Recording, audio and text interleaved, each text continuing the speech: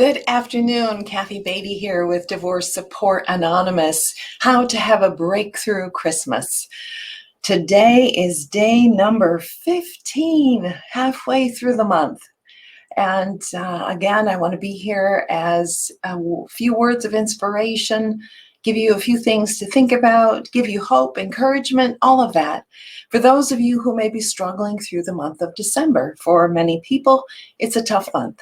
So we're here, and we're going to be here Christmas Day, 12 o'clock. We're going to start, and we may stay on a little longer. We may just hang out for a while, have some conversation, maybe even make some special warm coffee, drink, whatever, to your liking, and hang out for a while together. For those of you who find themselves alone on Christmas Day and just want to have conversation and company. So that's my plan, December 25th.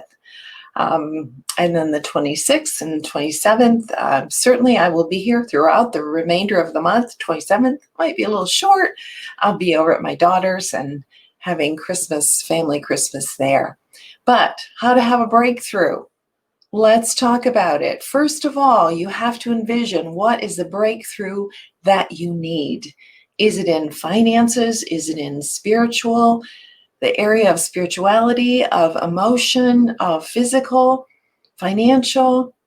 Where is that area that you need a breakthrough? We have to envision it first before we can step into it.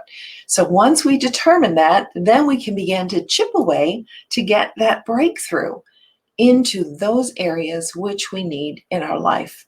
I want to talk today a little bit about self-care, self-awareness. This is a term that I first became acquainted with quite a while ago. Was it in a psychology class? I tried to look up the source of it, and I could not seem to find it today, although it's mentioned in several different psychological articles. But the term is HALT, to never let yourself get too hungry, angry, lonely, and tired. So this is a method to check ourselves, to be aware of what's going on in our mind and heart. So we want to talk about each one, but HALT means, okay, we need to stop here.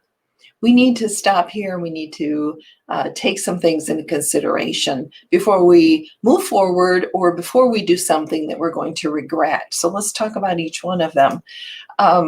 Before I do this, let me tell you a quick story. I was speaking at a workshop somewhere. I don't recall the place that I was, but I was talking to a group of people. And this woman said, "I don't care about me. Just help me get my kids through this divorce," which, of course, we all have those feelings, right? We all want to make sure that we do all that we can, if we're decent parents anyway, to help our kids through it. But my response to her, this woman who said, "I don't care about me, just get my kids through the divorce," my response to her is my response to you today. And that is the best thing that you can give to your children is a healthy parent. And for you to be healthy, it requires some self-care and some self-awareness to do that. I get how much you hurt for your children going through this traumatic event, but for you to be your best in your best parenting style, capability, is to make sure that you are getting the care you need. And that requires that you are getting the emotional support that you need, you're getting the spiritual help that you need, you're getting support. You're not doing this alone. And so my groups are starting January 12th in person, January 20th online. So connect with me and get that information, because you don't want to go through this alone. You want to be healthy. You want that self-care.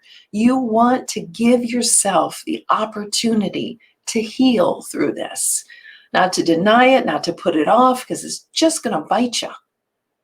So be proactive, step forward, join a group, see the therapist, connect with your pastor, whatever you need to do to get that support, because it is so important.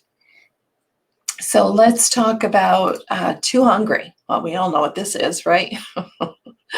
There seems to be, even in these slim times, seems to be lots of junk food and food around. But we can ignore the needs of our body and not feed it properly and not give it enough nutrition or overfeed because we're seeking that comfort.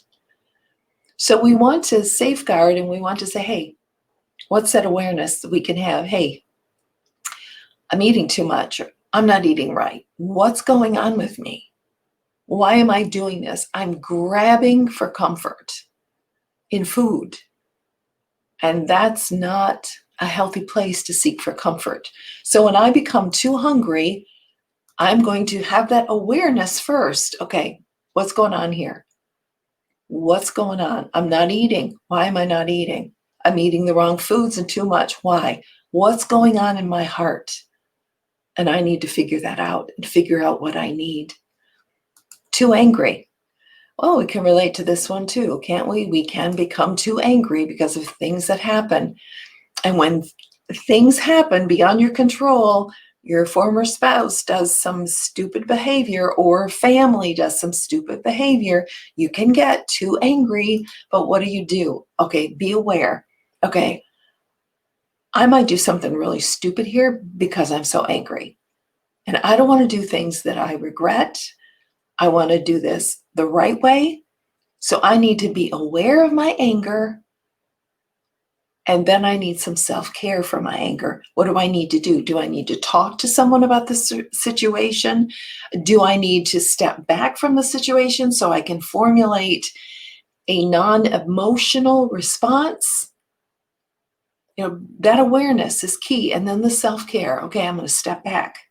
I'm going to decide how I'm going to respond. Not react, but respond. And then too lonely. We can become too lonely. What do we do with this too lonely? We have to be aware, okay, I'm really lonely. The kids are gone. No one's in the house. I don't have friends that I communicate with. That is an awareness. Okay, what's going on? What do I need to do to change this? I may need to reach out to people. I may need to reach out to my church. I may need to reach out to old friends. Christmas is a time to reconnect with some old friends. Safe friends, realizing that you're vulnerable right now and your loneliness can put you in situations that are not healthy for you and you will regret in the future. So when we realize we are too lonely, we have to be aware, and then we have to ask ourselves, what do I need? I need someone to talk to. I need someone to help me through this period. I need to reach out because it is our responsibility to take care of ourselves. And then, of course, too tired. Many of you are having struggle sleeping. I get it. And when you wake up, you're in the same deep, dark place that you went to sleep, finally fell asleep in. So when you're too tired, what do you need? Do you need to start taking melatonin? Something that's going to help your body relax? What is going to help you when you're too tired? Because when we're too tired, I tell you, for me, my brain does not work well, does not function properly. I am more apt to be reflexive. I'm more apt to be snappy and not respond kindly to my kids, to those people around me. So halt. Don't let yourself get too hungry, too angry, too lonely, or too tired, because that is going to help you in self-awareness to step back, say, hey, this is where I'm at right now. What am I needing? So what do you do if you realize, okay, I'm one of these. I'm too hungry, angry, lonely, or tired, or maybe all four. And that wouldn't surprise me either, going through the trauma that you're going through, if you are all four. So what do you do? First, you have to admit, where am I hurting? And this is such a good exercise for us to learn to be more honest with ourselves. What am I needing right now? Maybe I need rest. Maybe I need peace. Maybe I need boundaries. Maybe I need support. Perhaps we're going to need to reach out, and maybe, just maybe, our breakthrough is going to come when we start exercising self-care, giving ourselves the respect of our body, of our mind, of our capabilities. A couple great scriptures. And the Lord will guide you continually and satisfy your desire in scorched places. That's where we are. We're in scorched places. And make your bones strong. And you should be like a watered garden, like a spring of water, whose waters do not fail. And that comes out of Isaiah 58:11. So consider that the Lord will guide you continually. And ask him, Lord, in my weakness, show me, what do I need to be self-aware of? How do I need to take care of myself? What do I need right now? Sometimes we don't know what we need. And that's when we can begin asking in prayer for that. Another quick verse. For the whole law is fulfilled in one word: you shall love your neighbor as yourself. Now, many of us will look at that and say, oh, I've got to love other people. But notice what it says: as yourself. It's okay that you love yourself and you take care of yourself. Maybe you need to give yourself permission right now for self-care, for self-awareness, and to be honest with yourself of exactly where you are today and through this Christmas season.